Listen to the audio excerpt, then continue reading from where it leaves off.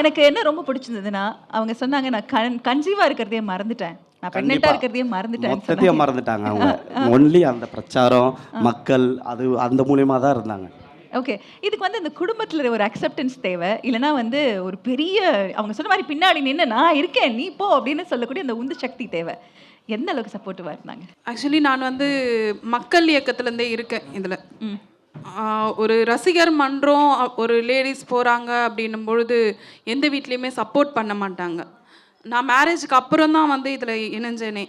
அப்போவே அவர் எனக்கு ரொம்ப சப்போர்ட்டாக இருந்தார். ஒரு மீட்டிங்காக இருக்கட்டும், பனையூரில் மீட்டிங்னா ரொம்ப லேட் நைட்லாம் கூட ஆகும். ஆனால் ஒரு நம்பிக்கையோட ஒரு தைரியத்தோடு எனக்கு எல்லாமே அனுப்பி வச்சுது, என்னை வழி நடத்துனது எல்லாமே அவர் தான். என்னோடய சக்ஸஸ்க்கு ஃபுல் அண்ட் ஃபுல் காரணம் அவர் தான். அவர் இல்லைன்னா இந்த இடம் வந்திருக்காது.